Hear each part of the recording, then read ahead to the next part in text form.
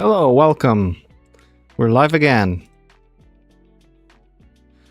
And today we'll be going through the NIM by example tutorial.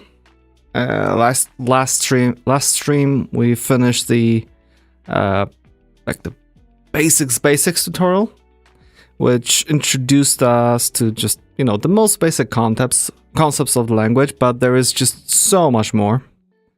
It's not your average Go. Language has lots of features, so this time we're gonna go through a little bit more, just a little bit more in-depth tutorial. And let me switch to tutorial then. If I can find OBS. There we go. Okay. So, this is gonna be getting started. Let's just start going through the tutorial and finish the chit chat. When installing NIM, you have two options: downloading a copy directly from Git or downloading a prepackaged distribution from the website. I touched on that subject in the last stream. I showed how to install it on Linux. It's real easy. And we failed to install it on Windows because Windows flags the whole thing as some kind of virus.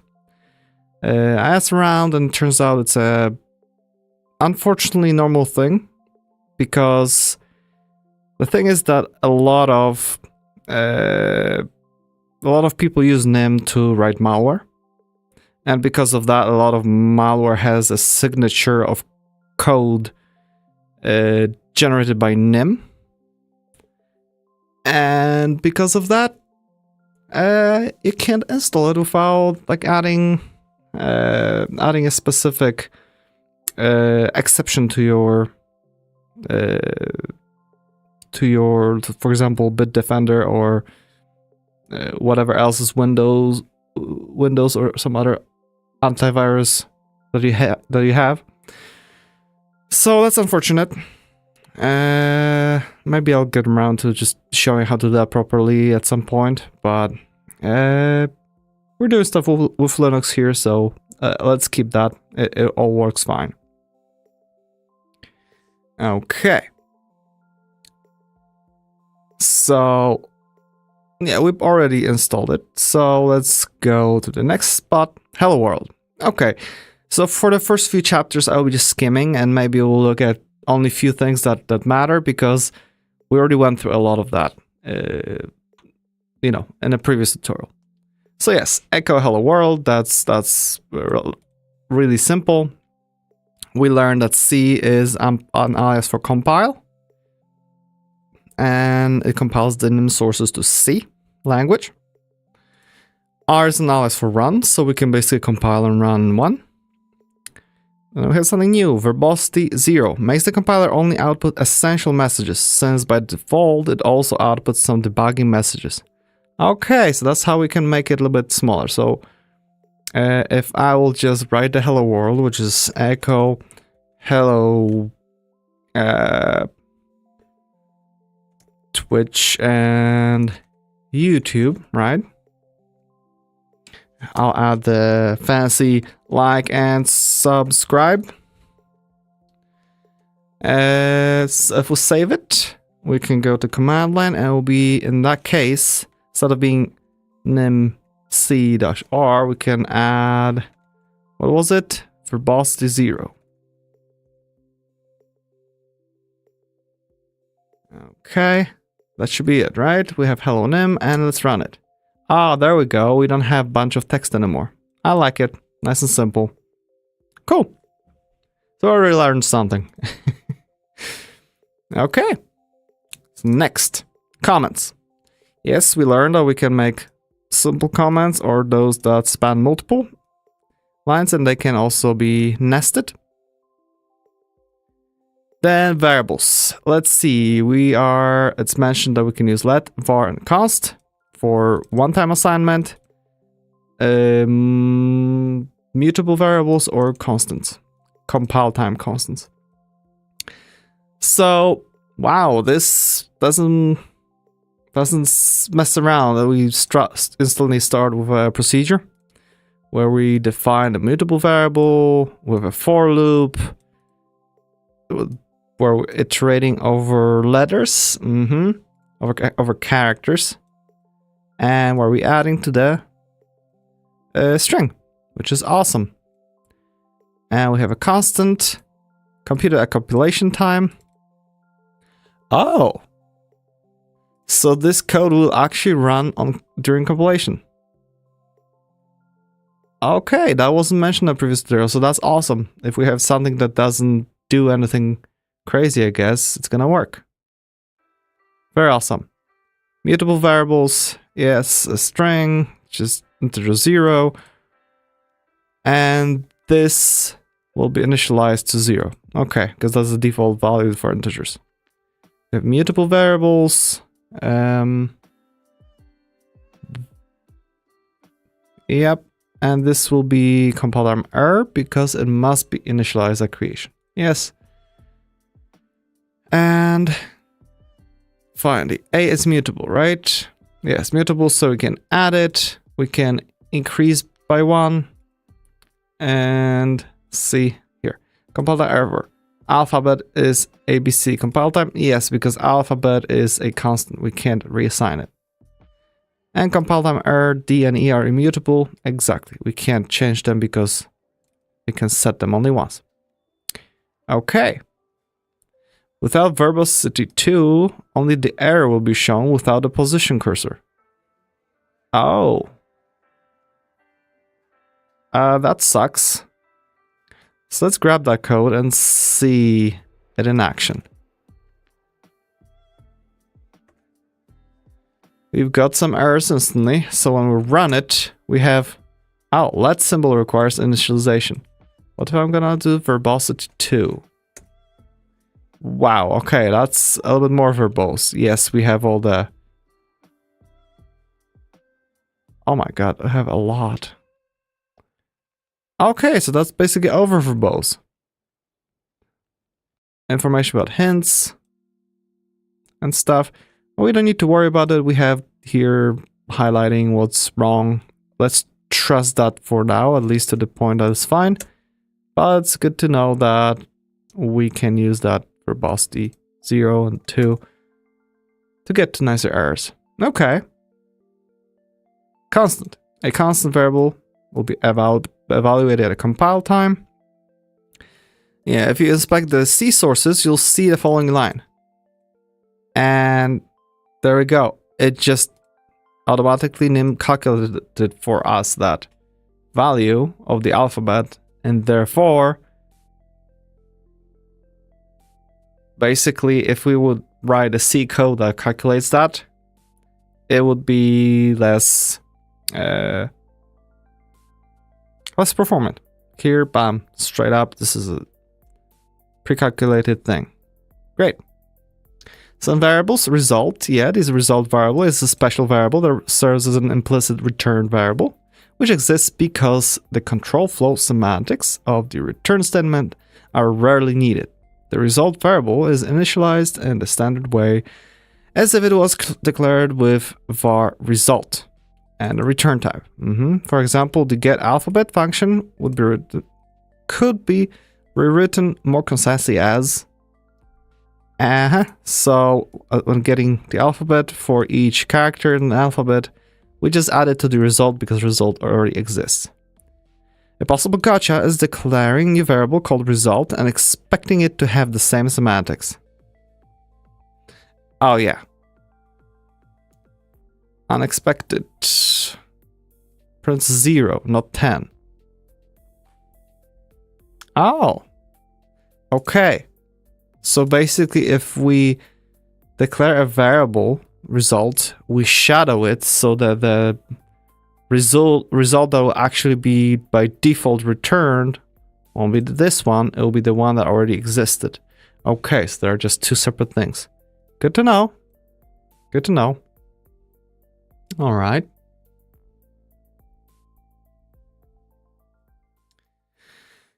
Typecasting and inference. NIM is a statically typed language. As such, each variable has a has a type associated with it. As seen in the previous example, these types are inferred in the const, let, and var declarations by the compiler. So these types are inferred. We're inferring the int from the value here and string from the value here. Assigning a value of a different type will result in a compile time. Yep, that's pretty much it. You may optionally specify the type after a colon. In some cases, the compiler will expect you to explicitly cast types, for which multiple ways are available. Type conversion, which is safety checked by the compiler. Annotating the variable type. The cast keyword, which is unsafe and should be used only where you know what you're doing, such as in interfacing with C. Okay, so avoid cast. So let's see, type conversion is, yes, we just called that the name of the type, and that's basically a function for it, a proc procedure. Empty sequence needs type specification. Exactly, we learned that. As this denotes sequence, when you specify type, you actually use the SEQ. And here we have procedure FFI, pointer to an array, I presume, of 6 characters. Echo REPR. Okay. Oh, sometimes this is a representation, so it's gonna print out nicely. Okay. And we just do this, and to give it... What the hell? Wait a moment. Cast to the type of pointer array 6. Okay, so that's what we're casting to. And what we're casting is address of Z. 0. Oh, I see. So this is where we were doing really low-level stuff. We're interfacing with C libraries, because we declared Z as a string foobar. But really, because this is being translated to C, it's really being stored as an array of 6 characters, you could say. Therefore, we can make it that we just convert we get that array, the first element of it, get an address of it, which is, I guess, the pointer address, and cast it to the pointer of that type. Okay, makes sense. Hopefully something I won't have to do. I don't like dealing with C. It's not a big deal, it's just... That's where we learn language like Go or NIM to avoid that in the first place. If else while. Oh, okay. If else while. That's interesting. Interesting combination. NIM has many different control flow constructs, including the standard ifs, elses, and whiles. However, NIM does not use an else-if construct like many languages. It uses a more condensed elif. When inside the loop, continue can be used to skip the rest of the loop body and begin the next iteration. Break can be used to immediately leave the loop body. Along with its other uses, the block statement can be used to create a label, so that it's possible to break out of nested loops. Oh! Let's look at that, because this is the thing that we haven't learned about. Alrighty. So we just import stuff. We do some randomized stuff. Answer is random 10. And while true, we do... Yeah, I mean, else we break from the while loop, right? We do stuff. And if we have something else, we're correct, we just break out of the loop. So that will close it. Oh, look at that. So we can declare a block, which is, you know, an indented block. And when we have while something, well, iterating for something, and then another while loop, we can break and specify that we want to break till the end of that block. So we'll just skip everything. That is awesome. because when I think about it, for example, in C#, I don't think there's a way to do that. You would literally need to specify a label and use goTo, I presume. So I like that. You just break and say to where, because you can name a block. I really like that. This could be potentially used as a code comment in some way, or just to probably be able to reuse some variables or something, because this would create a scope. Therefore, all the variables here will be scoped to only to that block. And if you have some procedure that does several times different variants of doing the same thing, where you need the same name, and you don't want to create separate procedures for those sub-steps, why not? Use blocks. I like it. That's fun. Let me just get back, because along with its other uses, what do you mean? We'll get through actual blocks. Okay. So you have a whole chapter on that. Case statements. NIM also supports case statements, which are like switches in other languages. There are several things to note here. You can use strings in the switch statements. Sets and ranges or orderal types are also usable. Okay, we didn't learn about that. Ranges and sets. Sets is interesting. Case statements, like most things, are actually expressions. It is required that every possible case be covered. Okay, so let's skim through that. Maybe we'll find something new. So here we just go through different possible words. Interesting, they're indenting it here, while in other cases, they weren't indenting that. Let's see what Visual Studio does. If we'll try to do something like, let's do let, hello,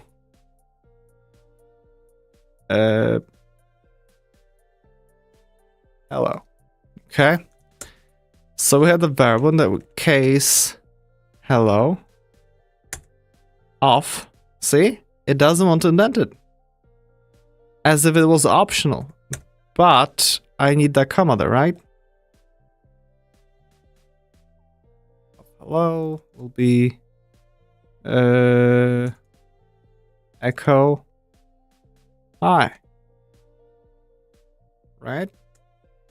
Off. Nope. Okay.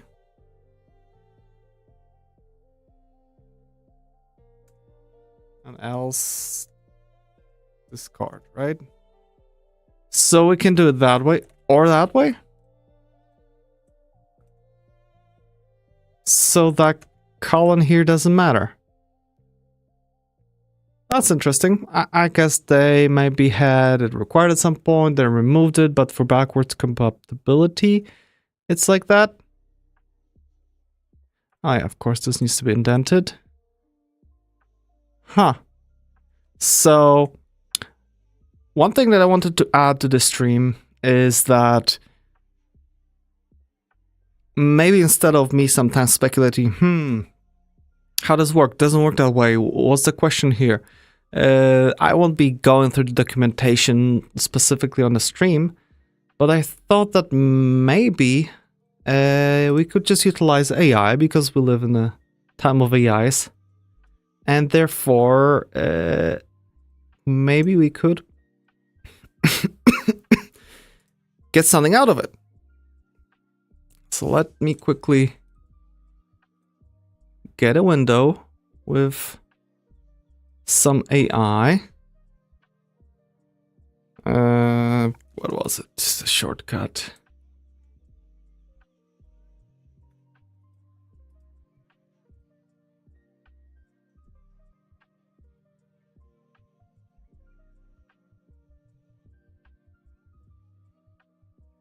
Okay. Let's get this guy here. So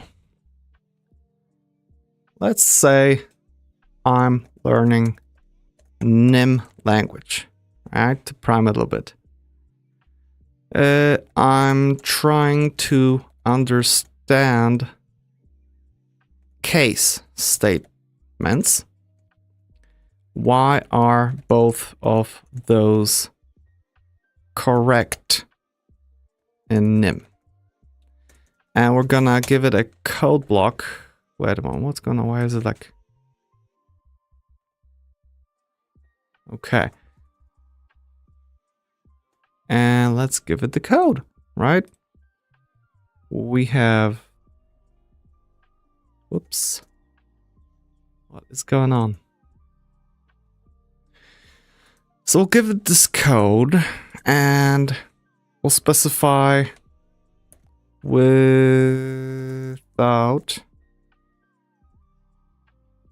colon, right? Because that works. And then we're gonna say with colon. So let's see. If I'll go here and I'm gonna add the colon, it's fine, right? And then we have the third one, which is like this. So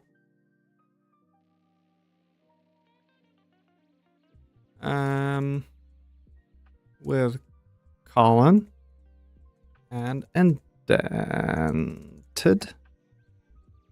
I must say English is difficult, at least for me, it's a second language, to type and say the words at the same time.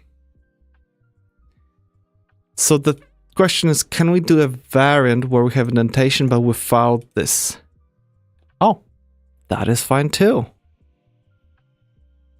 So without and indented. So we're gonna just take that, or more like this, and paste it. Let's see if it picks up on the difference and explains it.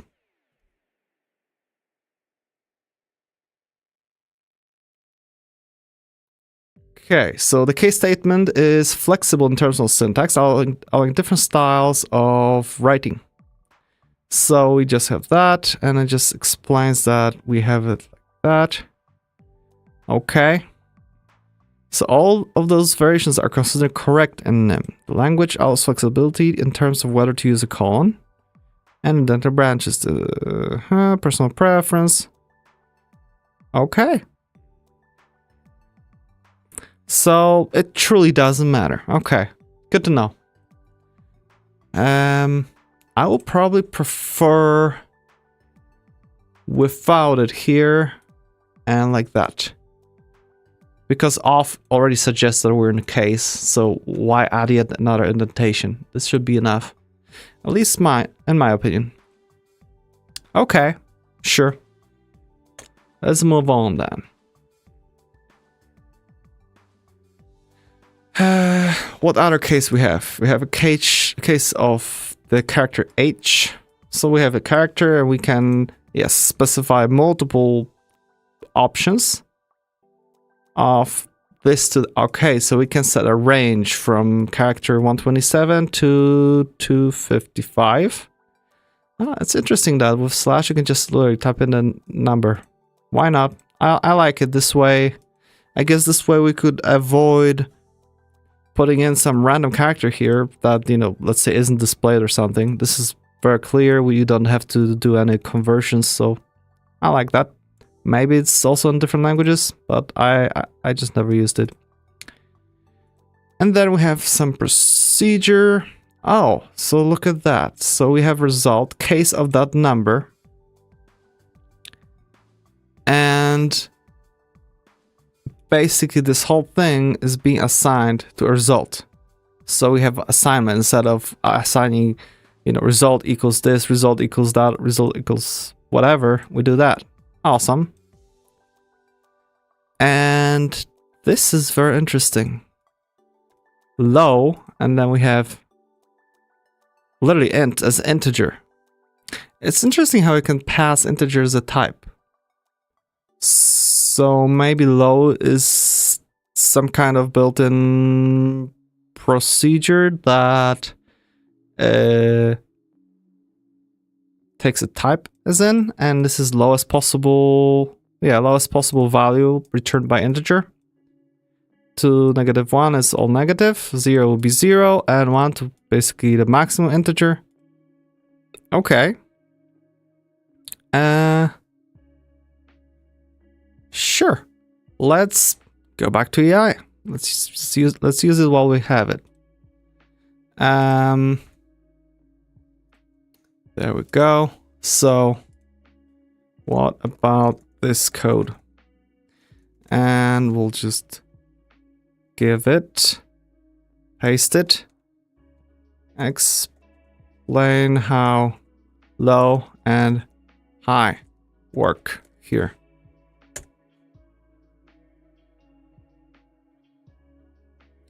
Maybe we'll learn a little bit of a lingo behind the scenes.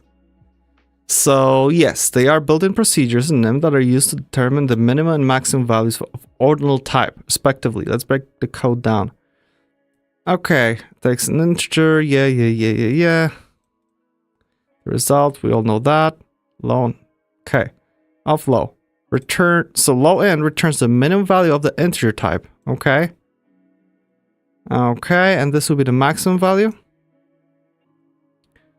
The low and high procedure is useful. They express ranges in a more generic and flexible manner. I like it, that you can actually use it in case statement. And something tells me this is like inline or something where it's during compilation time something happens. So R, low and high calculated during compile time? Because if that would be the case, that would be absolutely awesome. Yes, they are compile time procedures that operate on ordinal types.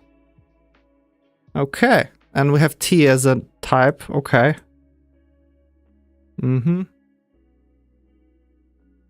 you can use it in const, because at some point where we were trying to do some more fancy stuff in the case, different cases, we had problems where like, oh, this compiler doesn't know this value ahead of time. So yes, these are compile time. So how do you define a compile time procedures? Are they special in a way? Or just make sure that nothing weird happens? In NIM, you can define the compile time procedures using the procedure proc keyword along with the compile time pragma. Compile time procedures are executed during the compilation process and can be used to perform computation or generate code at compile time. Okay, so we just add this. And that's it. And I guess that would make sure that whatever we're doing here doesn't do any IO or other stuff. Okay. Can be called from other compile time contexts. Oh, so that means that we won't be able to call that function in non-compile time. Okay. Yeah, they can take blah, blah, blah, blah, blah. Okay, I don't care about the rest. Example of compile time procedure that computes the square of a number. Okay. So basically, whenever you do that, oh, that's so nice. It'll be pre-compiled for you. So again, your code runs faster. At least as long as you're doing some compile time stuff. Awesome. So is it possible to write a proc that can be used both during compile time, assigning consts, etc., and during runtime? Because that would be fun if we could just make one single square, and whenever we call const, it will just be precompiled, while whenever we do it somewhere in some dynamic code, it would be done. Oh, okay, yes, it's possible to write that. We just need to specify there's no side effects. Okay, and this will be fine, and this will be fine. So I guess whenever it's for sure that the procedure doesn't cause any side effects, compiler knows like, okay, this will be safe to actually render in compile time because we won't be writing to drive or, you know, waiting for some input. Okay. Okay. I like that. Thank you, Claude. One thing that I noticed about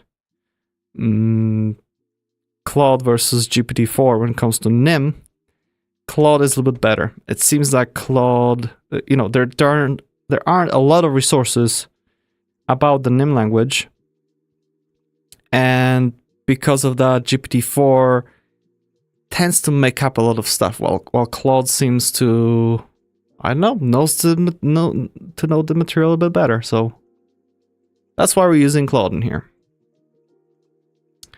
Okay, going back to our thing here.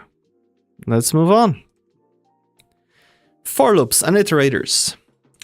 NIM has first-class iterators and syntax to use them. For loops. The continue and break keywords also work inside of for loops.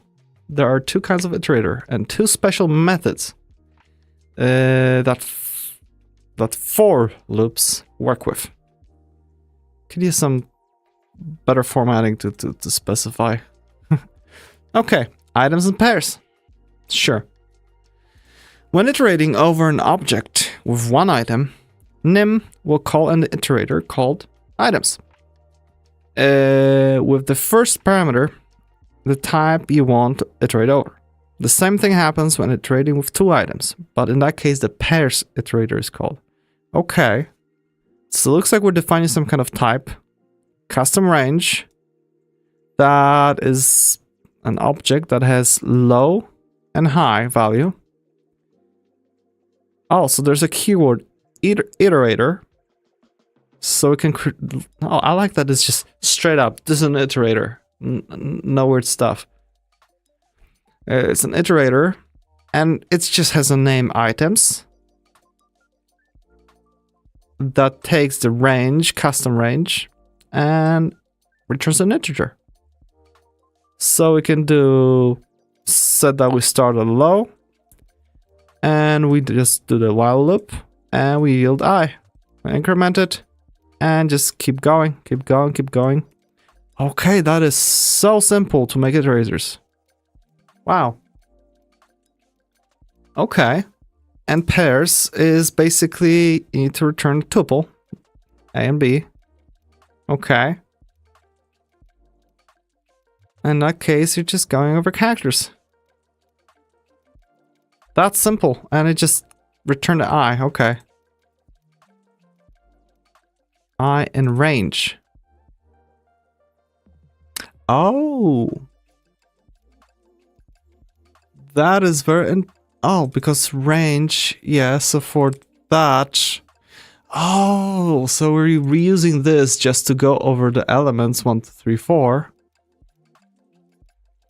You do that, but... And... Wait, what? Uses custom range items. So this should be an item, not an I. That doesn't make sense. Oh, okay. Oh, I see. So we can do for I and C. Okay, this is not the greatest example. Let's try to copy the code and make a little bit better example, because this thing is confusing here. Because when we're iterating over items, here it is that, okay, we actually are iterating over numbers, right? Therefore, we'll get like numbers from low to high. So, yeah, here we basically we can specify, again, a range from like here, a range from 1 to 3. And then it will return characters, just, you know, like, that's what we want. So, okay, I see. Okay, it makes sense, right? So we do for I in range, so this will be basically iteration from low to high. So in this case, it'll be from 1 to 3. And because we have an I Here we return it to have the index. And then we just make up a character of whatever it was and add the A. So, okay. That's different. So we take the character A and we convert it to a number using ORD as ordinal, I presume. And not just integer. And I is defined as integer. I guess when adding it doesn't matter. Again, let's ask AI. Let's see what happens. We're gonna go here. So consider this code. Okay, we've got the code. And the iterator pairs we call ord A.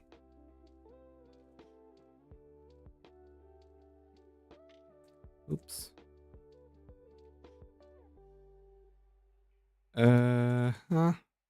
Call this. Why not call? And this will be int A, right? Because we're using integers here. So that's my question. Why ordinal over integer?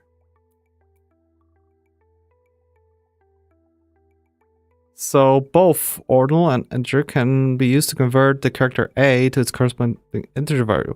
However, there's a slight difference between the two. Ord A is a built-in procedure that returns the ordinal value of a character. For characters, the ordinal value is the ASCII code of a character. In this case, this returns 97. Integer is a type conversion that converts the character A to an integer. In NIM, when a character is converted, it also returns. So, what's the difference? There's really the same result. There are a few reasons. So, ord readability stands for ordinal and is well known and widely used proc for obtaining the ordinal value of a character. It clearly conveys the intention of getting the ASCII code of a character. Okay, as in we're not parsing into int, right? We're just one ordinal type. It's commonly used when working with ASCII codes.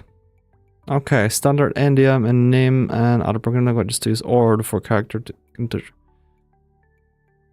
And specificity. Ord is specifically designed for obtaining the ordinal value of an enumerated type, including characters. It provides a clear and specific way to convert a character. Okay. So, on the other hand, int A is a more general type conversion that can be used to convert various types to integers. While it works for characters, it may not be as immediately clear that it is being used to obtain the ASCII code. Okay, so I guess it's just in NIM when you converting character to some numerical value, just use ord. Okay, it's a convention. I don't mind. I understood it. That's what matters. Okay, that's simple. Operators. Iterators can also be operators in the standard way. In a standard way, okay, I guess we'll just have another thing that's iterators somewhere when we learn about procedures. Okay. So iterators can also be operators in the standard way with the name enclosed in backticks. For example, the standard library defines the slice iterator, which allows iterating through ordinal types. So give it a different name to avoid conflict. Iterator ... and a star of type T. It takes A and B of the type T and returns that type T. So this is the generic iterator, which is basically a ... So variable res as result. So we assign A, right? While result is less than B, yield it. and then keep increasing until it basically goes to B. Okay. Oh, I see. An increase. So here we define 0.5, which is the equivalent of already built in ... I see. Okay. That's funny how they can define that. I really like that. Although it would probably confuse the hell out of some people, like, wait, what? Why are we having 3 dots suddenly? Huh. That's cool. And I guess because we can call things in a wacky way, we take the 0, which is, in this case, type integer. Therefore, when we do ... the 0 takes place here and expect another integer here. We give it and returns another integer. I mean, the whole iterator. I really like it. Oh wow, there are so many ways you could use it. Huh. That's fun. I like it. Much fun. Inline iterators. Okay, we're getting into fun land of iterators. Inline iterators basically take the body of the for loop and inline it into the iterator. This means that they do not have any overhead from function calling, but if carelessly created, may increase code size dramatically. Ah, okay. So basically take the body, of the for loop and inline it into the iterator. Which is iterator, count 2. And just takes an int and gives an int. Okay. So, yeah, we just define it with one value. But how is it inline versus... Oh, so this is what we were defining already. This whole code will be inline into here. Okay. So that's our standard way doing the inline. But because of that, everywhere where we're using it, we're basically copying the code. So if you would use it a lot, it could cause a lot more code to be generated. So if you don't want to deal with large executable and you don't care about performance as much, you could use closure iterators. Closure iterators hold on to their state and can be resumed at any time. The finish function can be used to check if there are any more elements available in the iterator. However, raw iterator usage is unintuitive and difficult to get right. So let's look at that. Procedure. Count 2. We'll give it that integer, how many times, what to count to. And it returns an iterator. Okay, that returns an int. So return... Oh wow, okay, so we're literally returned the whole iterator. That's funny. Huh. And it just iterates from 0 to that number. So if we do let count to 20, that will be our iterator that we get here. Nothing is iterated over yet, right? So when we do echo, it shows 0. Oh, so basically when you echo the thing and execute it, we just executed a single thing. Okay. So then the output will be raw iterator usage. While true, so we just go forever. The next is count this. So grab an element, it's just executed, and that will just return one element. So you could just copy that bunch of time and it will execute that many times. Is the element bogus? So it's the end of the loop, discarded. Okay, so if finished, count 20, then break.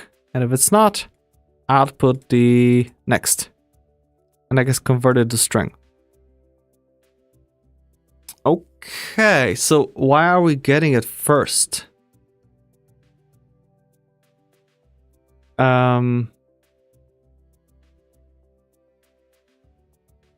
That's curious. So if we have it count to 20, that should count to 20 including 20.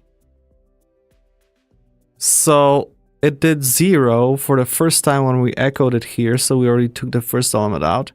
And then in the loop, we're going until we get to 20. So in this case, we went here, we grabbed 20, and it didn't say finished yet. So doesn't mean that we get the result if it's finished or not, only after we call it once more and get like nothing? And what is the state of next at that point? Let's try it. Let's ignore that part. Let's just grab this part. So, I'm gonna paste it here. So let's do something in addition. So if finished, break. But let's just do echo the value of finished element. And we can do the next, right? Just like that. Let's try to run it, because I'm curious what's gonna happen. The value of finished element is 0. Oh, so it just zeros it. It doesn't crash, it just zeros it. Okay. So we basically went wait,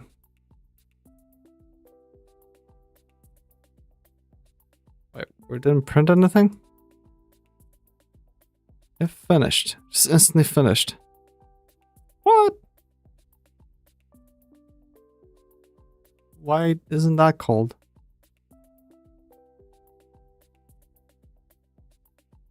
I don't understand. If I'll just put that here.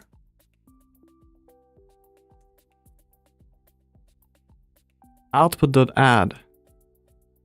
Oh, right. We just need to print it. Where is it? Here. I'll just echo output. Okay.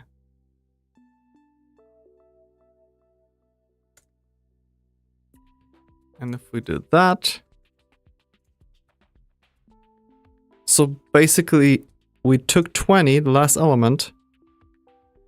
We took it, and it at that point it doesn't say finished. So it doesn't say if there is one more element. It only says if it finished, as in already took the last element. I mean, already took the after next element. Interesting solution. And only then we break. So basically, we took 20. This didn't say it's finished. It added 20, starts another loop, asks for another one, and got just a default value, which in this case was 0. But finish at that point said, yeah, we're finished. Very interesting. Not sure if I like it, because I personally would prefer to ask if there is one more iteration or something. But I guess it doesn't know. Oh, I see. It doesn't know because at the moment where this returned 20, we are just here. And when finished, we're basically asking it, did you do yield break or did you just get out of the loop? Therefore, it doesn't know ahead of time. Okay, it makes sense. I'm just being silly. Okay. Makes sense. Therefore, I like it. Okay. So, continuing. Output, where is it? The output, and basically say count to 9, and we can just say for n and count to 9. We output it. Okay, so the thing is that with those closure iterators, we can basically take the iterator and use it in multiple places. Like we got something here, and then maybe we did something here with it. We just need to manually check if it's, finished here or not. So this is a little bit more of how you will deal with iterators in C#. They are called enumerables and enumerators, where you can basically say, list, get me enumerator, and then you can enumerate with next, and check if it's finished. Okay, I see. So, yeah, it's pretty clean. Next. We're nearly halfway through in 52 minutes. Okay, that's a better pace. I know some of my first streams were really slow, but hey, I'm learning. These are my first streams in live stream, and I never streamed before, so I hope I'll be able to keep improving. Alrighty. So, procedures in NIM are declared using the proc and require the proc keyword and require that their parameter and return times be annotated. After types and parameters, an equals is used to denote the start of the function body. Another thing to note is that procedures have uniform function call syntax, which means that they can be called as both the name of the function and in parentheses the parameters like a and b, or you just give the first argument dot and then the name and second argument, which I absolutely love. So if we define the Fibonacci proc that takes an integer and returns an integer, we can basically say, hey, this result, and if not this, and it can call itself, of course. And here we're saying that Fibonacci for the number n minus 1. So I guess this is handy because you already have a parentheses, so you can specify what's going on there. Or you could do parentheses here, dot Fibonacci, which here complicates things a little bit, but yeah, that's an example. And I really like that you can do both because you don't have to write two separate functions or whatnot, something that many other languages would basically force you to do. Exporting symbols. Encapsulation is also supported, not by conventions, but as prepending the name with underscore, but not by conventions such as prepending the name with underscores. I guess that's a hint for JavaScript, but by annotating the procedure with an asterisk, which exports and makes it available for use by modules. Yes, that's right. We learned about it last time that asterisk says, hey, this is basically exported. So this is an exported function, a procedure. This one isn't. So in some other module, we can call this one, but we cannot call this one. It's as simple as that. So, no need to worry. Again, I'm bringing up examples from C# because that's what I'm familiar with. But basically, we'll deal with something like you would have public, you would have private, you would have protected, you would have internal, you would have file, and I'm sure there's some other version of it. So this is a bit simpler, and I'm sure because this doesn't have it isn't fully object-oriented language, therefore I guess you don't need to have all those protected and other stuff because you're not dealing with the classic inheritance. Okay. Side effect analysis. NIM provides support for functional programming and so includes the no side effect pragma. Okay, so we're learning about it now. Cool. Which statically ensures there are no side effects. Awesome. So if we proc sum of x and y, we can specify there are no side effects because we just add them. We don't do anything outside. And minus if we will try to echo, minus can have side effects. So here we're trying to define minus as something that doesn't have side effects. And sure, we have that, but we also try to echo, which is basically writing to some external buffer, doing something outside of just being concerned about X and Y. So it won't compile. That's awesome. Very awesome. And it basically makes sure that whoever else edits the proc in the future, if they will do something weird, they will get an error. So that's awesome. Very much like it.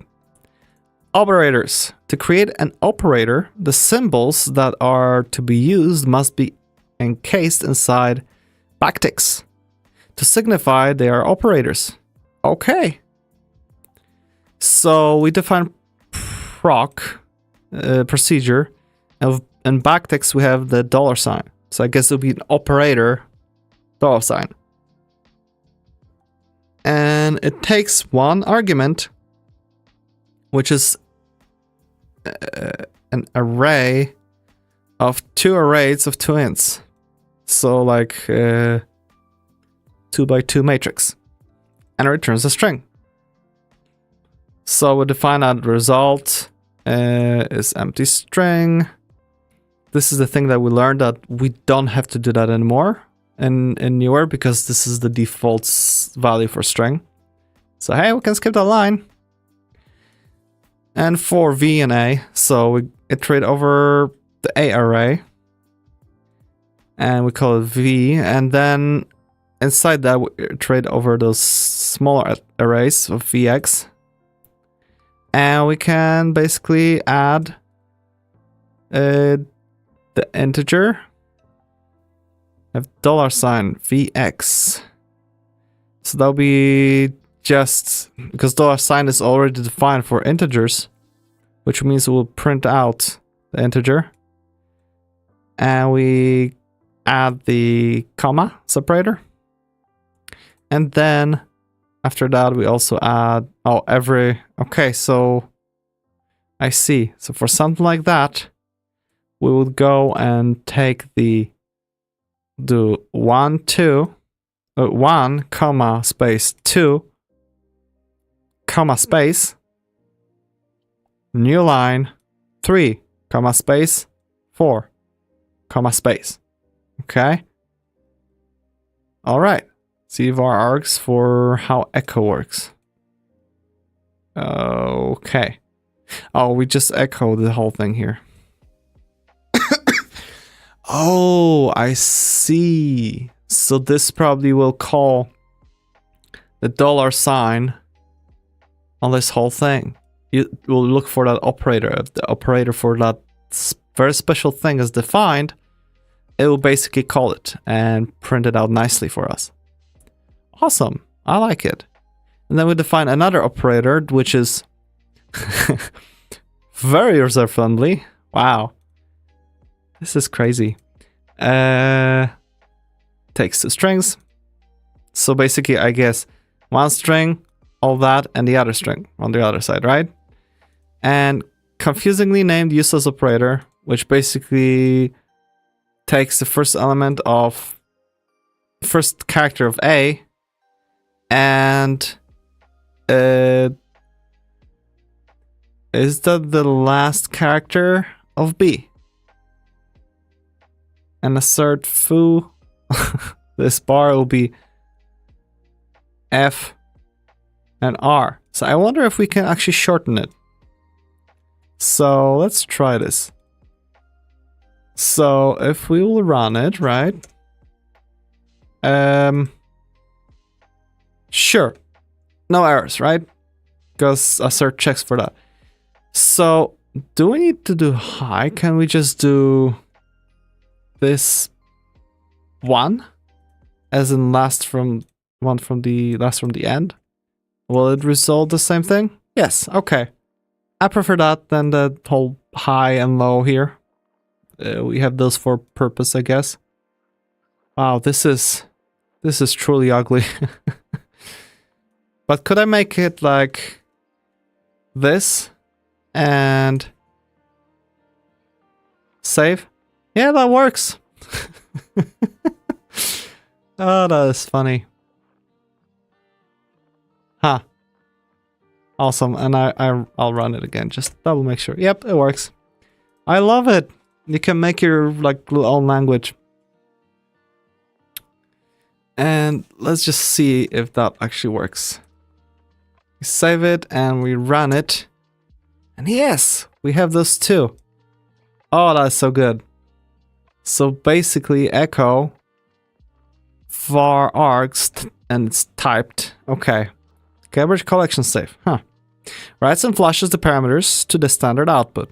Special built-in that takes a variable number of arguments.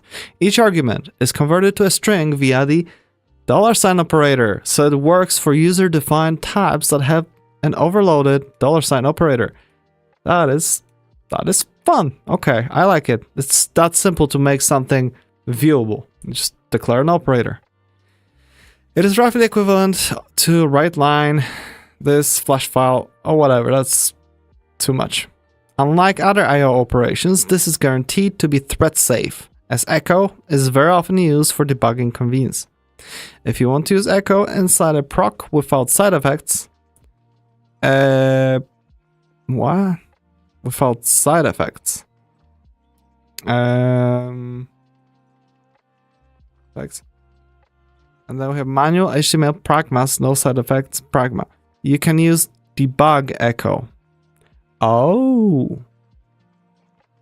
So if we would say, for example, here at the end of this procedure, this operator, we want to do echo and do wolala, right? We save it. When we run our code, it will say wolala, right? Yeah, because we called the $sign operator, so it just said wolala. But if we would say that, you know, this is, what was this, what was it, no side, how do you write it, this whole no side effects, dot space, no side effects, space done, okay, no side effects, dot bam. Save it. Invalid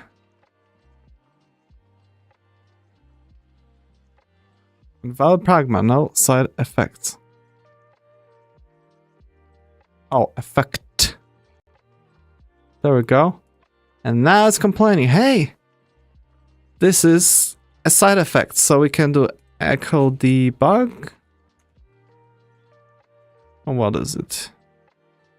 It was defined somewhere here. Use the debug echo. Debug echo. Save. And now we should be able to run it, right? Okay, it worked. So this is, you know, when you're trying to debug your code and, you know, this won't be staying here. You just call debug echo. And then if you need to in the future clean it up, or whenever somebody reads your code and sees debug echo, wait, we're not aligned in our production code or whatever, in our repository at all, you can easily search for it and just remove it. Okay, simple solution. It's good to know that there is such thing as debug echo. Okay. So we went through operators, and let's do, wow, this is a fast tutorial, but it just a lot of knowledge. Very fast. Generic functions. Awesome. I love generics. Generic functions are like C++ templates and allow for the same statically checked duck typing semantics as templates. Duck typing semantics. Oh. So, for those who don't know what duck typing is, basically there are two types of let's call it types, the way of types for in programming languages. Let's take as an example, two examples, C# and TypeScript.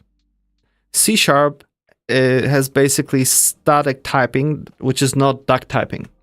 Basically, if you will define two separate classes in terms of C#, let's imagine, if you're familiar with JavaScript, if it was or TypeScript, it was as if you define two different types in C# that have all the same fields. Let's say you have field A and B, and you have different type with a different name, but also field A and B. In C#, they will be considered completely different, completely incompatible. Compiler would just say there are two different things. Don't even try to attempt to compare them or something. They're just not the same thing. While in TypeScript, you have duck typing, mostly due to the fact that, it lives on top of JavaScript, which allows you to do whatever you want with objects. Duck typing is basically if you define two types which have both the same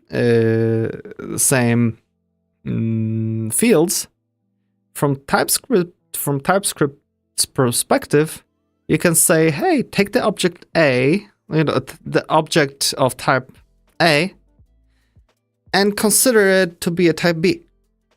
And if those fields match, it'll be like, fine. It looks like the other type. It ignores the name because it basically sees, okay, it has the same structure as the other one, so I'll consider it is the one. That can lead to some problems, but at the same time gives you a lot of flexibility because you can, combine things in some nicer ways. So let's take a look at it and see what makes it a duck typing.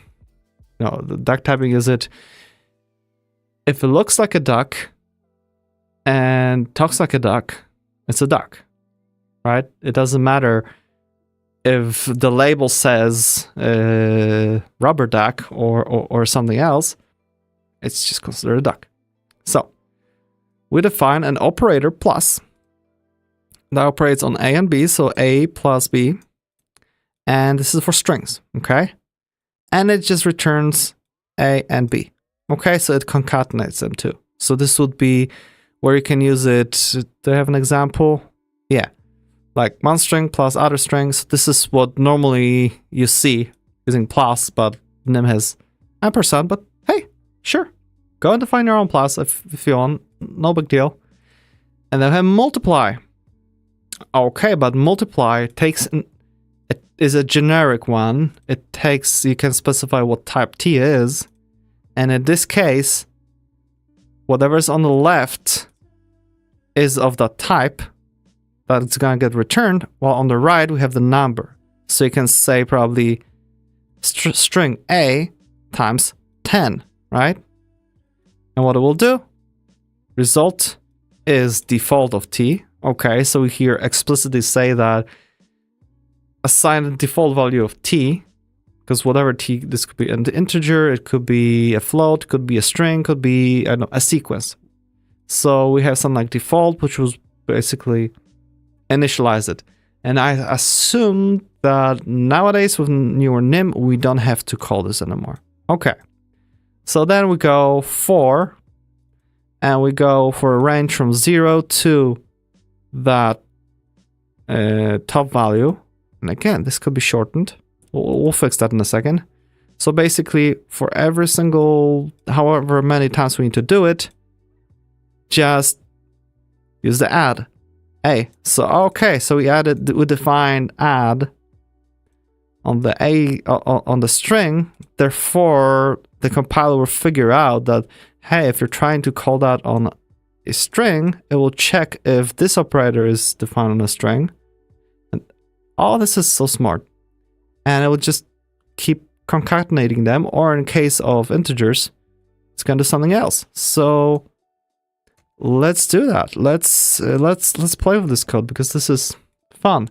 Instead of asserting, let's do echo a times 10 equals, and we'll just put in a times 10, right? So let's save it, let's run it, and we have 1, 2, 3, 5, and 5. We have 10 A's. Awesome. What if instead of we'll just copy it. What if instead of that we'll just do 5 times 10, right? We do 5. Save. Run. 5 times 10 is 50. Oh, I see. Because this will probably call the operator that we already have instead of this one, right? Because I'll do the debug echo. I'm here, right? We'll save it and run it. We get it once for our string, but we won't get it for our integers. Okay, makes sense, makes sense. What if I'm going to do something like a sequence times 10, right? We'll just get a sequence of a character A. We'll do times 10. Save. Now we have a situation, type mismatch. Maybe not that. 10, just to make sure. Okay, that's too bad. Because the error isn't showing up here. It's showing up in the operator itself. That's too bad. I would like the error to show up. Hey, you can't do that because there's no times operator for multiplication operator for sequences. While this is like, okay, I'm gonna do that because this is matching it, right? It matched it. It's happy, but now it's unhappy here that, oh, there's no such thing as operation for sequence plus in this case, sequence plus sequence. So if we'll define something like our operator, proc, and this will be plus, A, B, and that'll be a sequence of, let's say, type T, right? We'll make it generic too. And that will return a sequence of type T. And that's equals, and we just do a dot add B. Save it, and hey, we can just do bam. Return. Do we return it? Do we need to return it? Type mismatch.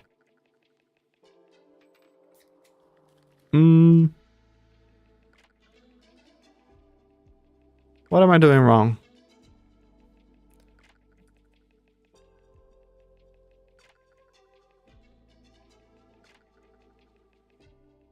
Because on a sequence, I should be able to call add, right? Expression has no type. What? Let's try to run it. Add A. A sequence and expected one of first mismatch at position. Character C string.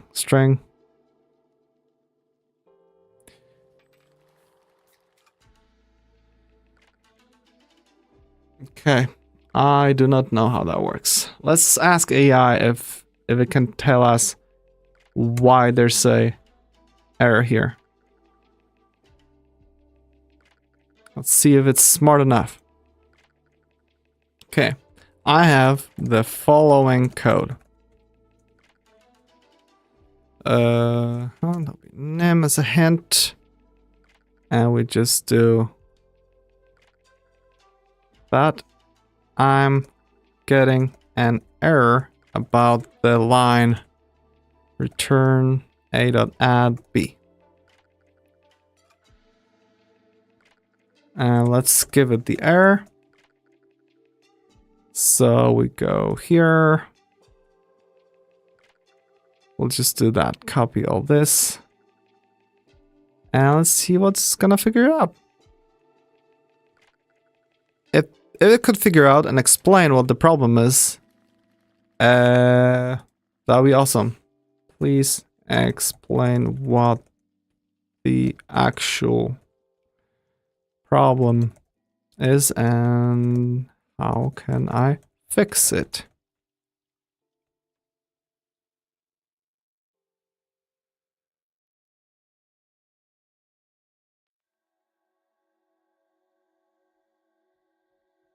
The error message indicates a type mismatch in the line that within the plus operator overload for sequence T.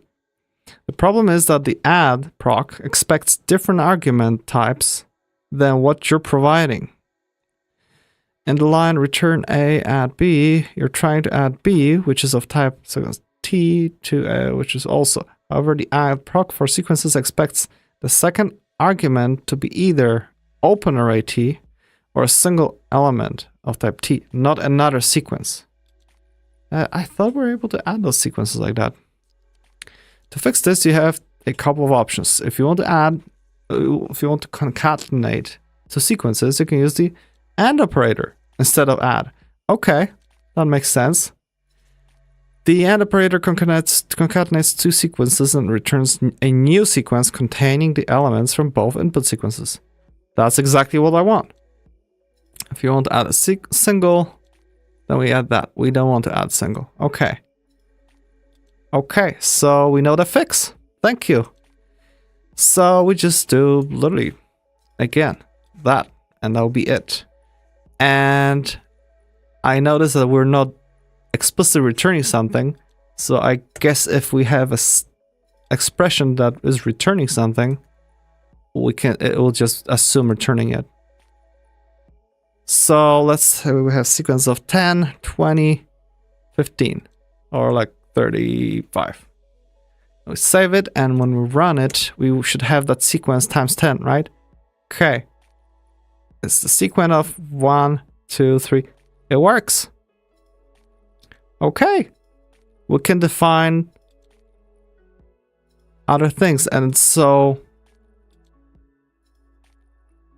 Okay, so I guess what they mean by duck typing here is that in many languages where you have a concept of inheritance, or like explicitly saying that, hey, this should implement an interface or something, that's where you can define that, hey, object of this type, you know, that implements this, I don't know, maybe multipliable interface or something, needs to explicitly implement this operator and that operator, right? Or maybe with functions or something.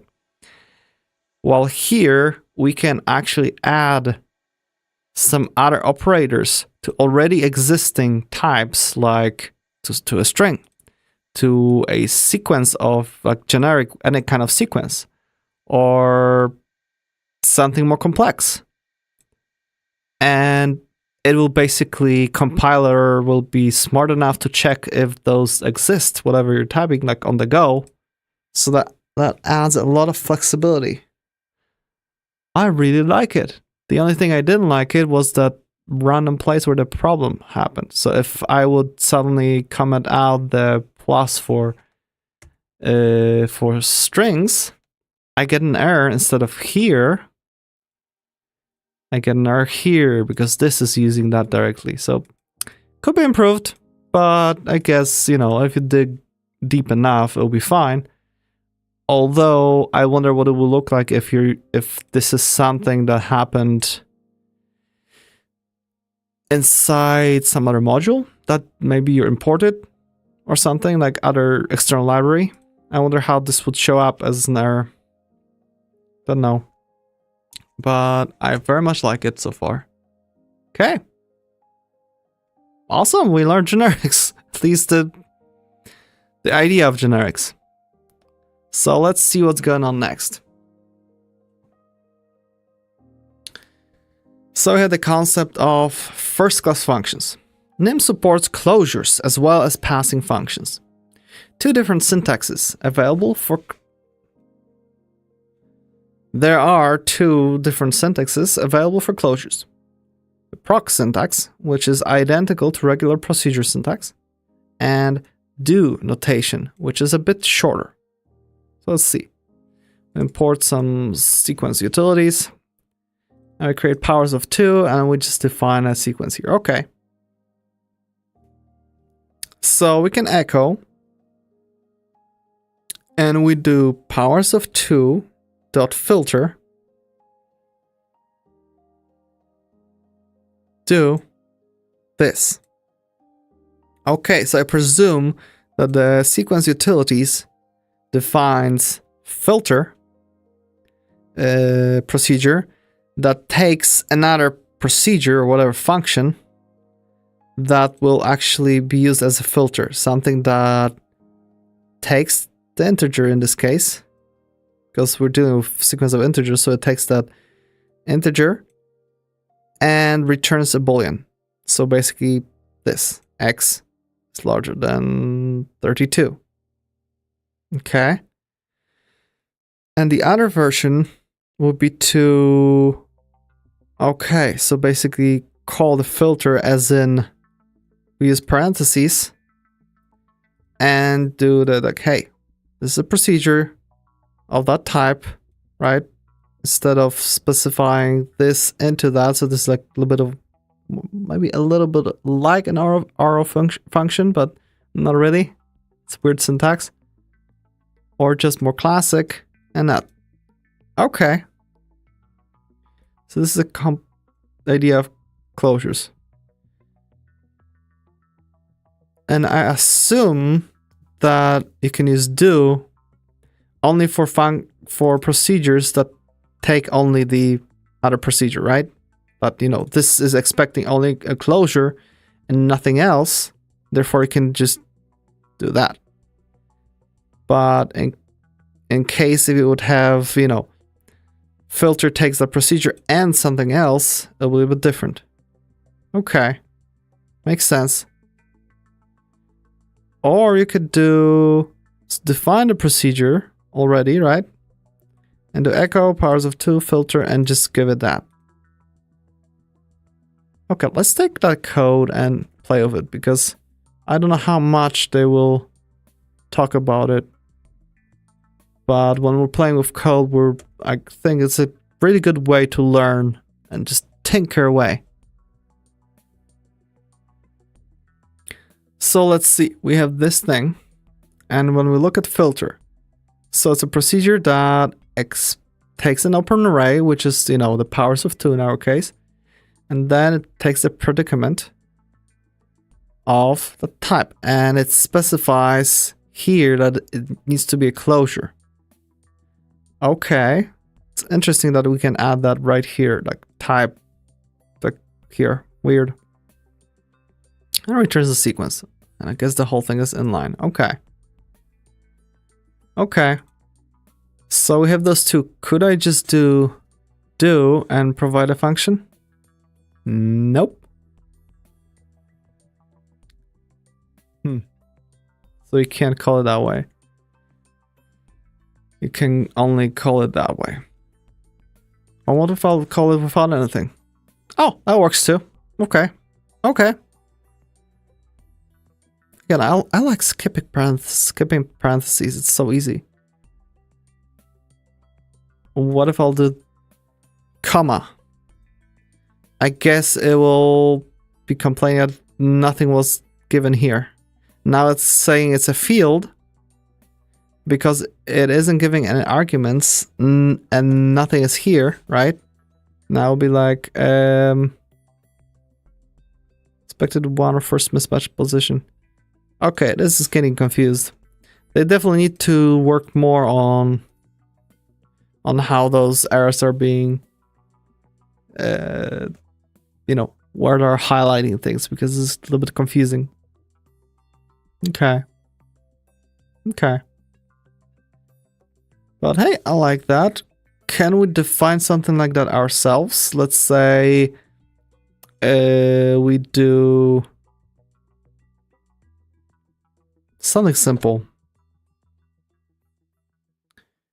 Let me think.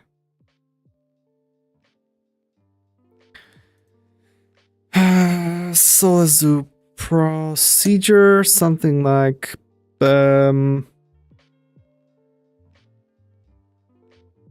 only odds, right? Just say odds, right? It will return odds, and it will take.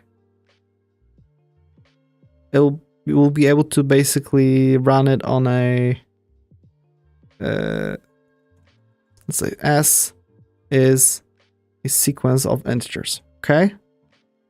And another argument will be the predicament, which is, and how did I define it here?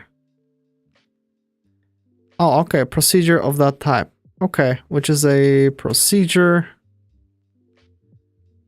Oh, okay, this is a bad example. Yeah, I'm just trying to think of defining something like filter, where we have one predicament and then we have some additional value that goes into this whole thing. Like, you know, ignore or something. Well, let's say that this will be, we'll call it super filter, okay? Takes a sequence of integer. We give it a predicament, which will be we have x, which is integer, and that will be procedure, proc, which returns a bool. And what did they do?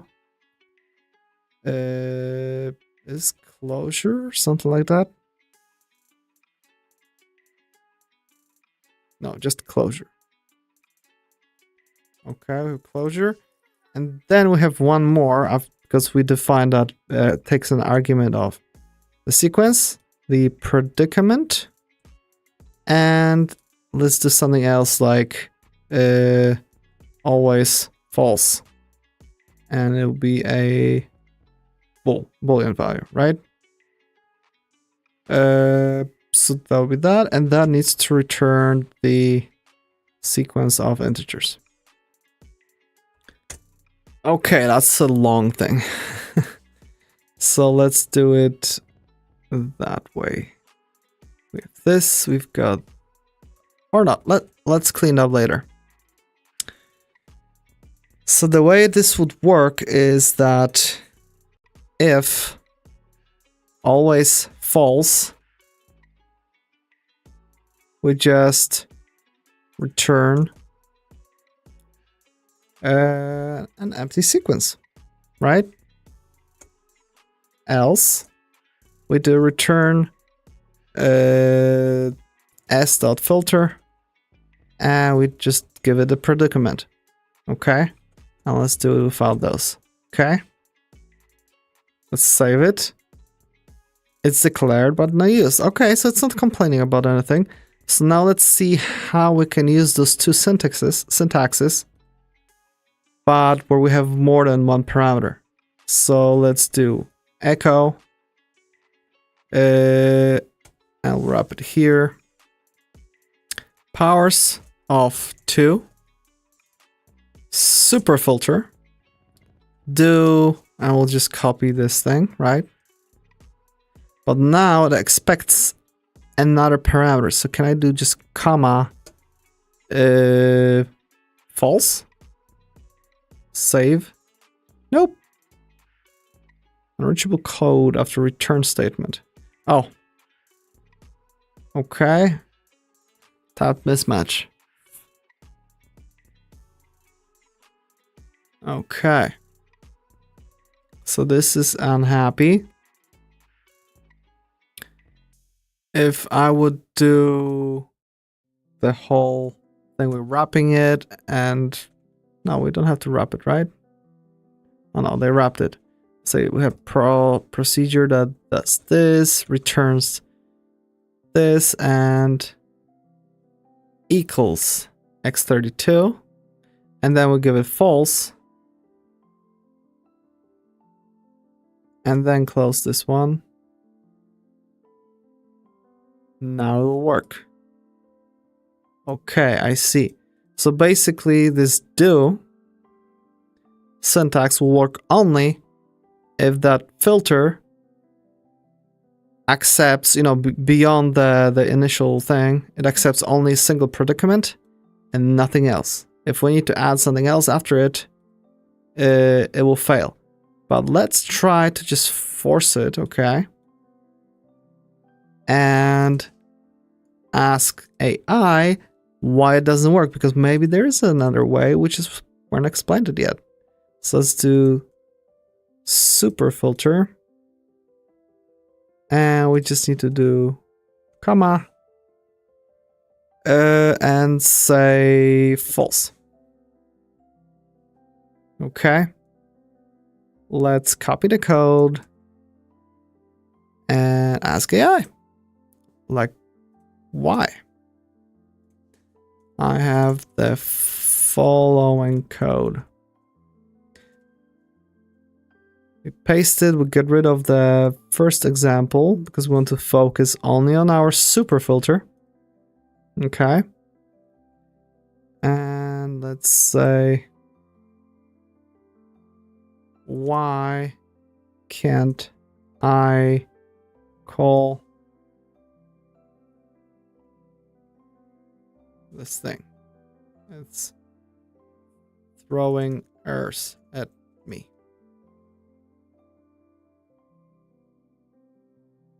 Let's see what happens. So far, it seemed that we actually learned a lot here just by using AI. The reason you're getting an error is when calling this line is because the do notation for anonymous procedures in NIM requires the procedure parameters to be specified using parentheses instead of the do keyword. Because the do notation anonymous procedures and it requires the procedure parameters to be specified using the instead of do keyword. This doesn't make any sense. Here's the corrected code. Okay, so it's basically, yep, ignores the whole do. Whatever. Replaced, which defines anonymous procedure using the parameters return body syntax. So I guess this is something that we'll be learning. Yeah, so it basically wants us to convert it into that. Okay. The do notation is in different contexts such as iterators and for loops, but when defining an anonymous procedure as an argument, you need to use the type. Okay. It seems like it doesn't really know. It's confused. So let's keep reading. We experimented. All right. So the standard lib also makes a third option available by using macros. Import sugar. The sugar provides a arrow macro that simplifies writing type declarations. For example, character to character. So, okay. So this looks a bit more like arrow functions in JavaScript or C#, right? You don't have to say, hey, this is a function or hey, this is a procedure. You know, this is clear enough. So we can basically define a procedure map that we can map over a string. So I guess all the characters. And the function will be where it takes a character and returns a character.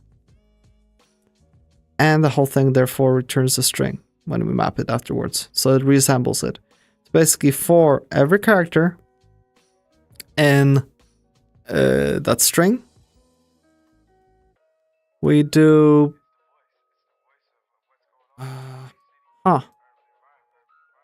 and equals concatenate. What the hell?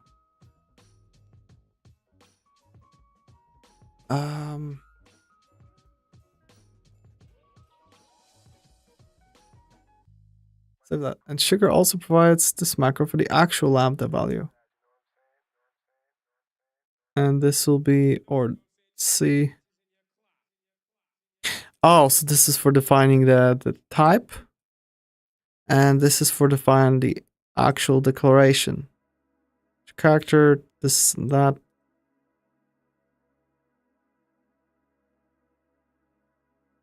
Line code is exactly equivalent. Foo map, we do procedure. Oh yeah, because we could do this procedure takes this, returns that, and bam, just increase something. While this is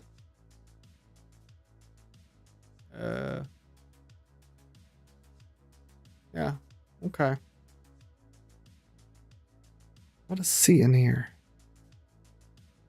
Character order +1. Oh, foo and turns into CPU. Okay. What is this? What does it do? Because it's like this returns a character. Oh, I see. Wow, I am so dumb. We're not modifying the initial string. We just take the result as a new string and we just add, because we concatenate at the end. So this is basically equivalent of add, you know, the other character that we have. Okay, that makes sense. I'll do 26. We'll do make them capital letters or something like that. Let's try it. Let's just do that, and let's make another procedure, and this will be to uppercase. That takes character C and returns a character, right? And we'll just say we just this whole thing just plus, I don't know, 26 or something, or like negative. So we could basically, let's get rid of that. And the echo hello. Let's do it all lowercase. Dot map. And we have that C that we map to, and instead of defining that here, can we just do to uppercase? Oh, we could do that, and then we just call it, give it a C, right? That'll be fine. So when we run it, whoa, that didn't work. H and then N. Oh,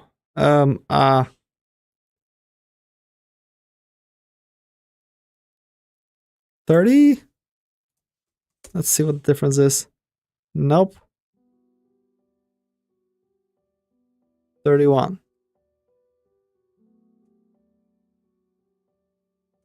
I think it'll be 32, right? There we go, 32. We made that. But this, when we have this defined, we don't need to do this whole thing. We can just do map and just give it that, right? Yeah, and that will work. Okay. Okay. Okay, that's cool. So those macros, the gotcha is that when you're defining a type, you need to specify it with just a hyphen, while hyphen, you know, with like a single arrow, while if it's an actual, the actual procedure that you're defining, the actual lambda, then you need to, that fits into that type, you need to define it with equal sign. Okay. Makes sense. A little bit confusing, but I guess doable. You need to remember to import sugar, which is... I like when you don't need to import those things. But at the same time, it's funny that you can use a macro as in, you know, something that's part of your language to basically modify the how it works. I presume you could do that also in C and C++. It's just I never got to something like that. And I've heard that macros and templates in C++ are just horribly difficult to deal with. Okay, so we learned that. Let's continue. This time we're talking more about blocks. Blocks can be introduced in two different ways, by indenting statements or with parentheses. The first way is to use indenting, as in using if, for example, when using if, elif, else, while, for statements or block statement. So if true, and there's your block. While false, and there's your block, and there's your block. Okay? And you can, I guess, define block without giving it a name. The block statement can also be labeled, making it useful for breaking out of loops and is useful for general scoping as well.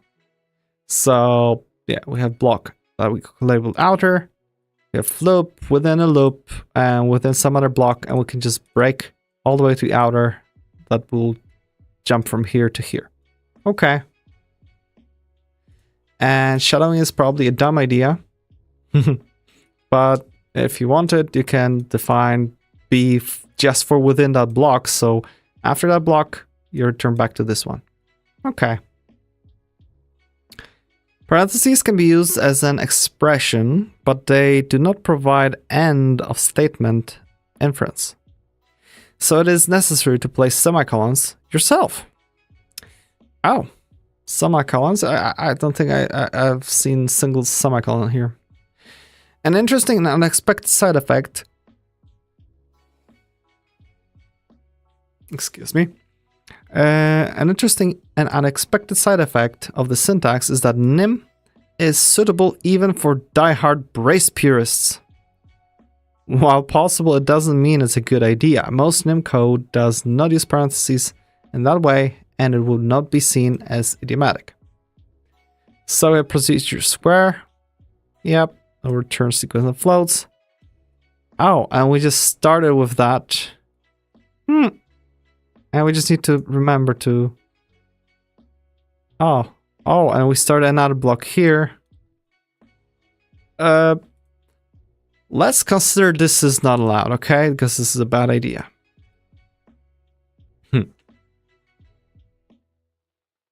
Okay. Nim has several primitive types. Signed integers. Okay, so we learn more about the actual types. Not a lot, but still. Okay, so we have int 8, 16, 32, and 64. And int, where int is the same size as a pointer. Whatever size the pointer is. I guess if your 64-bit system, it will be int 64. Okay. Unsigned integers are similar with u appended to the type as uint and whatever. Okay. Floating point numbers. Okay, excuse me. I guess we'll be finishing soon. Floating point numbers, float 32, float 64, and float, where float is the processor's fastest type. I think I read somewhere where it actually always defaults to 64 for some reason. But it'll be interesting to know how to check that. Characters. Character, which is basically an alias for uint 8. Okay. To indicate the size of an integer literal, append u or I and the size you'd like to the end. However, usually it's not necessary. Append u or I and the size you'd like to the end. We need to see that, because I am not sure what the hell they're talking about. We have integer, int 8. Okay, integers can also have 0xx or 0o or 0bb prepended to indicate hex, octal, and or binary. Okay, so OX or OB for binary or OO for octal. Okay. Underscores are also valid in literals and can help with readability. Okay. So we can say 0x as in hexadecimal 7f. U and 8. And we just do 0b as binary and we'll give it with the separator. Again, hexadecimal, and the type is integer. Okay. And uint8. Okay. Precedence rules are the same as in most other languages, but instead of those, operators are used respectively. Oh, instead of this, that, and that, we basically have XOR, AND, or shift right and shift left. Okay, I guess I will make it a little bit more readable. So I like that. And that, not sure why this is here. Kind of unrelated. Okay. Another difference that may be surprising is that the division operator returns a floating point result even when the operands are integer. If integer division is needed, use a div operator. Okay, makes sense.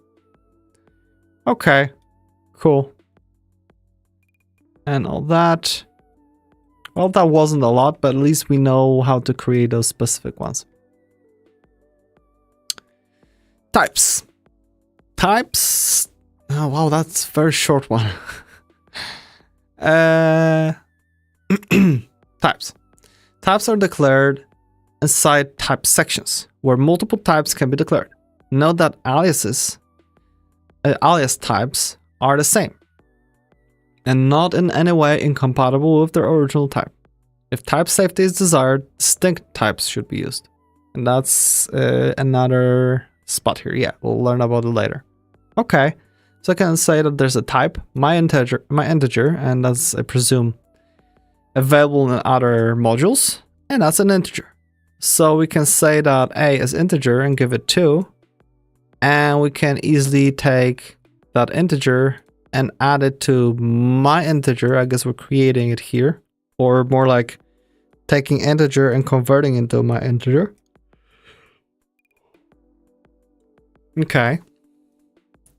Okay, so they're basically the same and not in any way incompatible with these. So this is literally the same as this. There's no difference for the compiler other than you just saying my integer. Okay. I can see it as if you could define something like, let's say my type, right, is a sequence of integers, right? And that will be your type. So instead of writing this whole thing, or who knows what other longer thing, you can just do a quick thing and have a name and just go on, like a vector 3 or something, right? And that could be your array of 3 floats.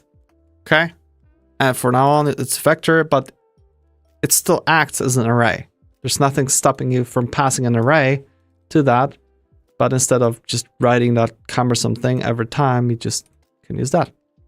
Okay, simple.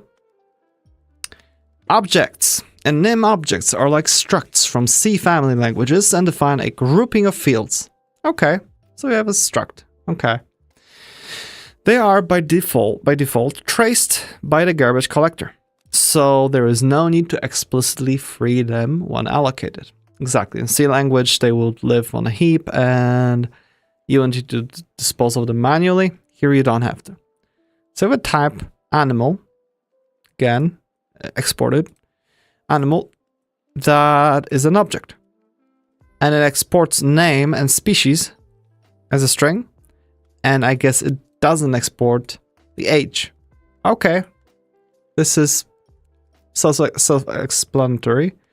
Therefore, we can create a procedure like sleep that takes an animal. In this case, it will be, we need to specify that we'll be modifying the animal. Okay. And therefore, we take animal's age and increment it by 1. Okay. That makes a lot of sense. That's simple. Because you're dead. And we take an animal and we just oh. Bad example should be is dead. Okay. You need better things. Okay. Better names. So is dead. And basically if age is more than 20, then bam. And then we create first animal called Carl. Okay, and we say that Carl is again mutable. Carl is a created instance, so Carl is an animal where name is Carl, species is L. Glama, and age is 12. Okay. Or we can put it in place where the type will be inferred, right? Because we're not specifying it explicitly here. This will be inferred here. That it's an animal. Okay. Oh, he's 23 years old, so he will be considered dead. So we can assert that Carl is not dead. Okay, which will be true because it's only 12 years old. And then we do from 0 to 10, we ask Carl to sleep. And after that, we check that it actually is dead. And that should work. Okay, this example is pretty simple. I like it. Object types are declared in a types section, as usual. They can be exported and individual fields can also be exported. Fields can be safely exported without violating encapsulation, because call syntax is equivalent between them. Initially, Carl is created on the stack and initialized to zeros or empty string in case of fields of type string. So its value is, empty name, empty string for species, and 0. So this is right here, right? We initialized it already as that empty one, and only here we just do that. So that's that. It is mutable, so that means that the contents of Carl can be changed. This also means it can be passed to functions that require a variable parameter. Yeah, if we specify here that we want the A to be a mutable animal, you can call other functions that would also want the mutable animal and just pass it on. Okay. Joe is also created on the stack, but its contents are immutable and cannot be changed. Yeah, because it's let, so you wouldn't be able to pass it to something like sleep.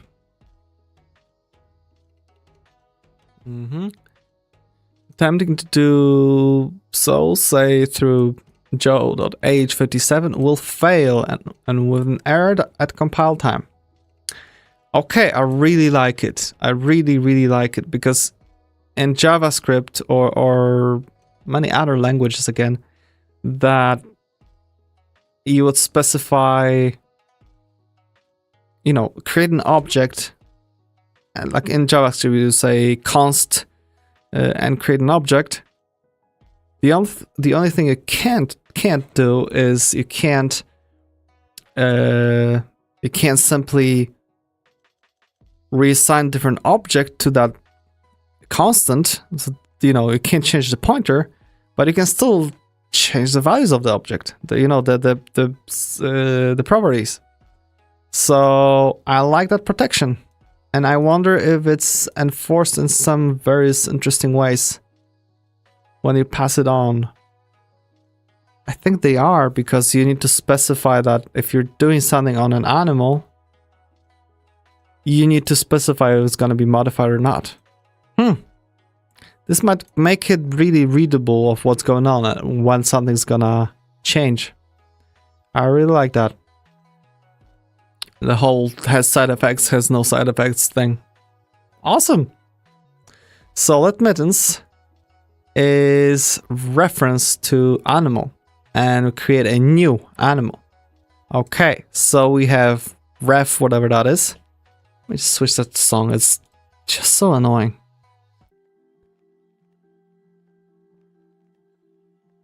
Okay.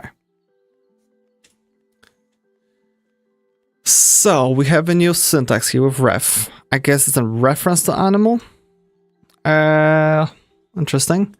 And a new, I guess we create a new instance of animal. Oh, because I guess if we want to have a pointer to it, we already need to have it existing.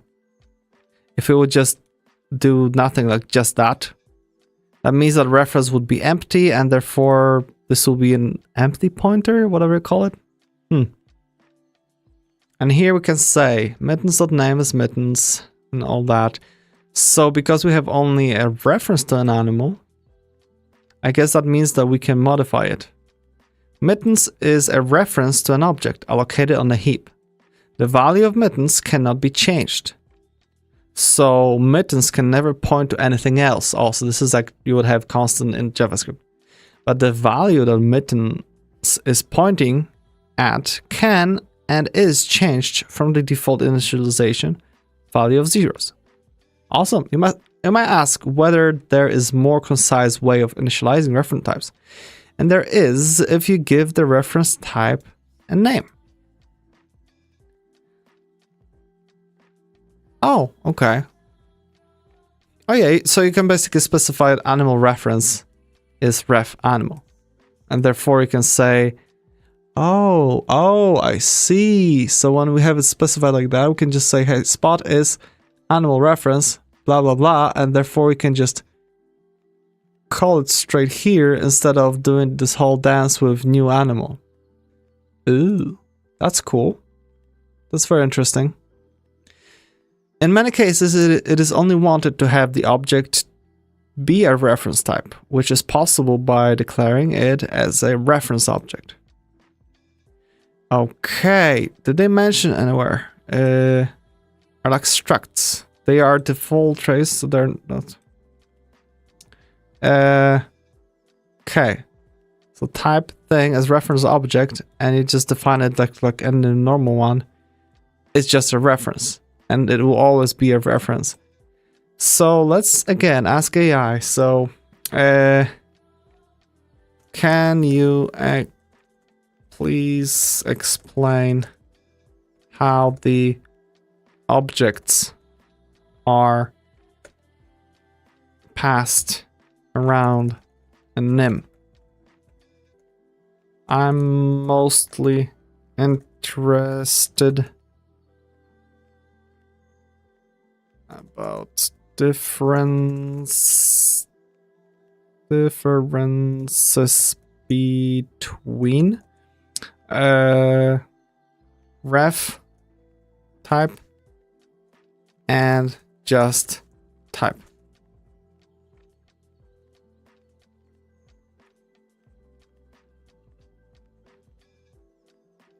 And nim objects can be passed around in different ways, and choice between using ref type or just type depends on the desired behavior and ownership semantics. Let's explore the differences between ref type and type. When you declare a variable or a parameter of a specific object type, it means you're working with an object directly, and the object is stored on the stack. Oh, why didn't I mention that in that tutorial? Come on. So we basically pass it around as a value. Every time we pass it into a function, it's considered a copy of it. Passing an object of type as an argument to a procedure or assign it to another variable creates a copy of the object. Each copy has its own independent set of fields. Okay.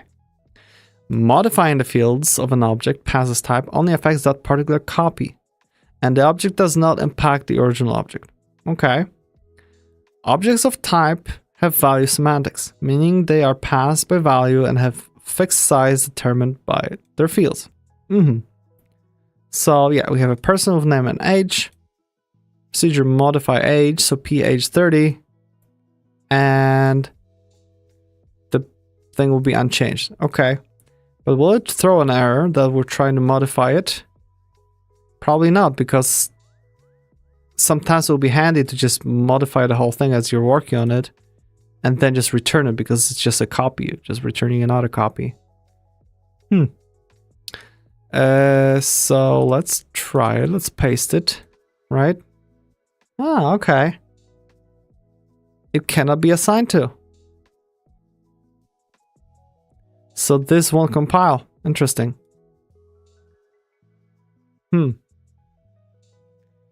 So I already know what our next question will be.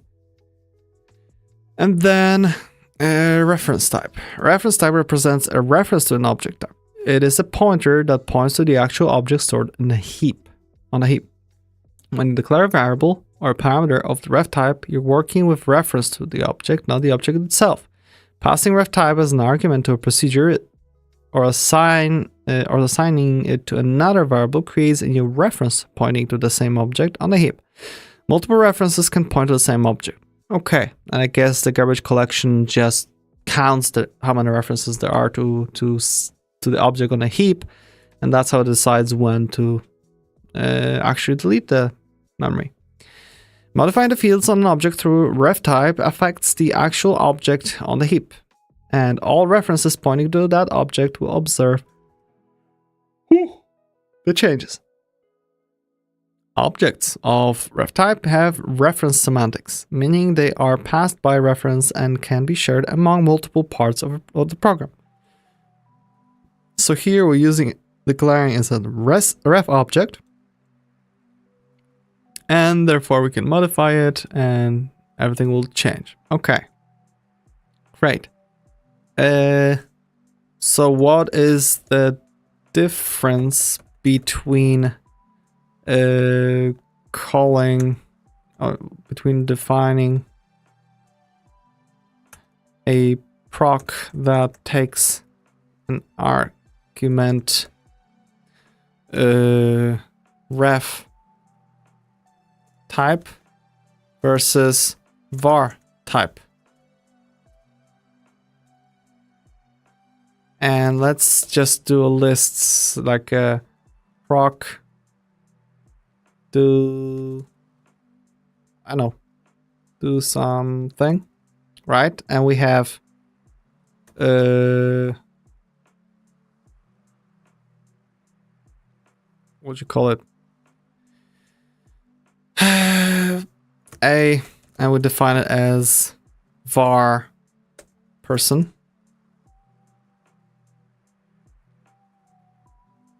and let's copy it.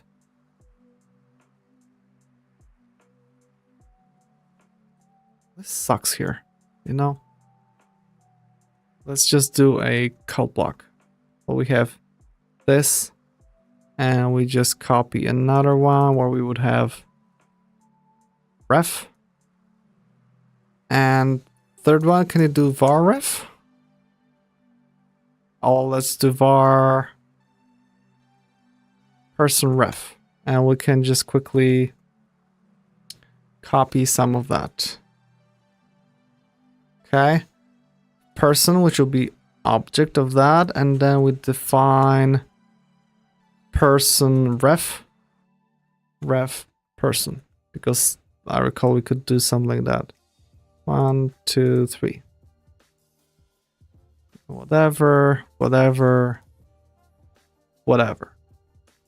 Okay, because I don't know, compiler would even learn that. Let's see what the chat says about it.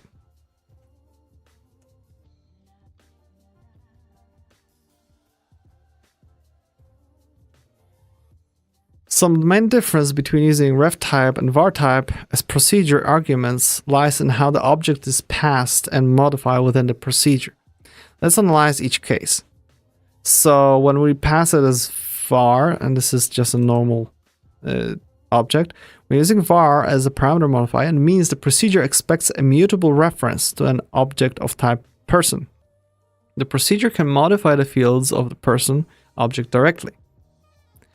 The var parameter is passed by reference, so any modification made to a inside the procedure will affect the original object passed as the argument. Person object must be initialized before being passed to the procedure. Okay. For example, we have the person and we do something with it. Okay. This is a, mutable. Then we have the reference. So when you're using rev, parameter means procedure expects a reference. It can modify the fields. The ref parameter is passed by value, but it points to the same object on the heap. Modifying A inside the procedure will affect it. The ref person can be nil, so the procedure needs to handle the case where A might be nil. Okay. And we have that. Okay. So, yep. No big deal.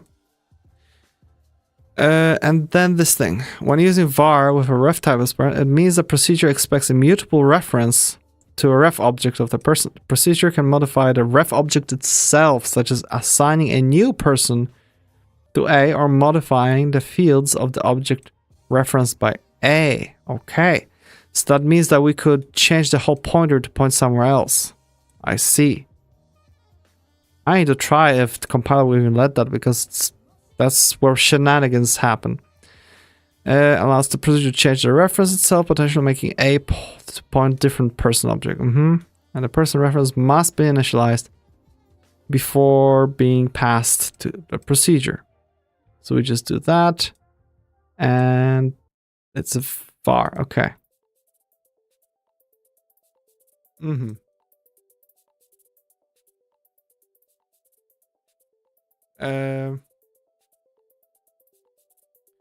How does the var type actually modify the value of the object? Does it point to the on the heap and allows for modifying it in place or something like that? Because I understand when it's on a heap, like with the ref type, it was already declared on a heap, but with normal type, we know that it lives on the stack. So I probably made a mistake here, because I asked on a heap. Wait, name when you also modify object in place while creating a new copy. However, the exact behavior depends on whether the object is allocated on the stack or the heap. When you declare an object of a non-ref type, such as person, in your example, the object is typically allocated on a stack. When you pass the var type to the procedure, nim passes a reference to object's memory location on a stack. This allows the procedure to directly modify the object's fields in place. Okay. So basically, when we have this and we modify the person here by saying age is 30 while name is that, we're directly modifying the stack itself. Okay. So we're not really doing, because I was wondering if it will be when you have this thing, you get like a copy of person that then you modify that copy and then return a copy and it overrides the data on the stack. But no, it's actually just pointing there. That's good to know. Okay. So let me just grab that simple example here. This thing. Because I want to check something. If it actually allows, because as you know, the chat can just get wonky. So let's do the first one, right? We get the person as variable and we do a dot age, and we'll just do increment it. Okay, save, and we just call, let's say, variable person is person, and we give it name is Ben, age is 100. Okay. Now the string, just integer. And then we can just do something, right? We just do person do something, and we'll just do echo person. I will see what happens. Save. No errors. Just this complains that it's not being used, and when we run it, it increased to 101. So that works. So now we can go to the other version where we give it person reference, right? And we do person reference. Do something.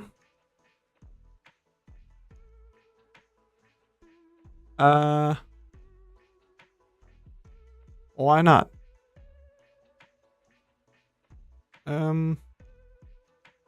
It says it should be on person reference, and this is a new person reference, so why can't we do that?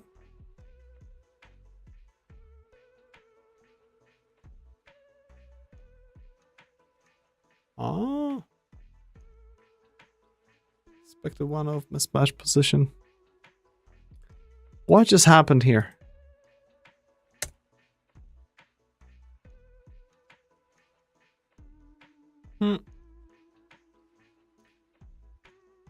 Can I just do that? Oh, suddenly it works. What the heck? And how about that? Now it's good. Now it's still good. It's just echo. That's the only error. It seems like this underlining where the actual problem is very wonky in Visual Studio Code. Request text failed. Ew. Okay. So looks like we can't get the person reference and turn it to an actual thing. Let's see how to do that. How do I take an instance of person reference and print as an echo its value? Not the pointer, just the actual object.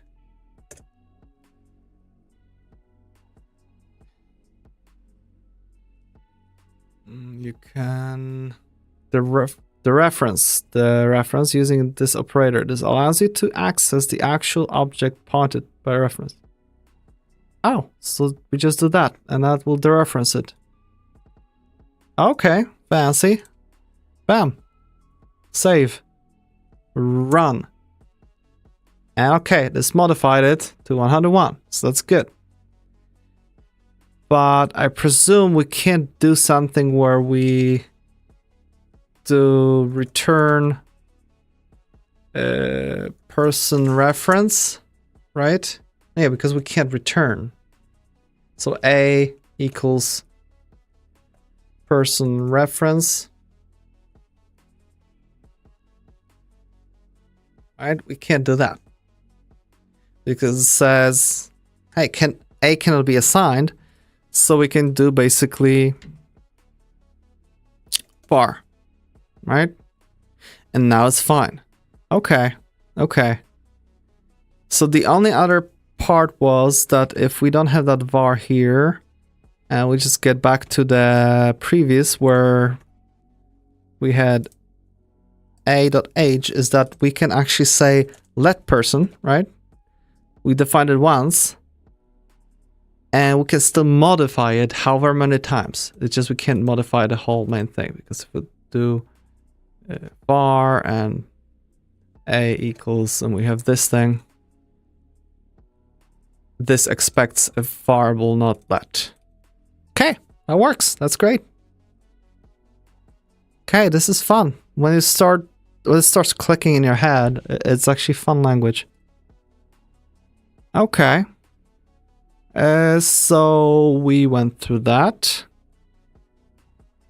You may ask whether there is more concise way of initializing. Yes, in many cases you want to have the object be reference type, so you can do ref object. Yeah. Okay. And then we have enums. I think we're gonna stop here because we went through a lot. Let it sit, let it, you know, simmer. I encourage you to you know, try it out, tinker with it. And next time we'll go over enum types, which I believe is gonna be fun. Distinct types will be a lot of fun.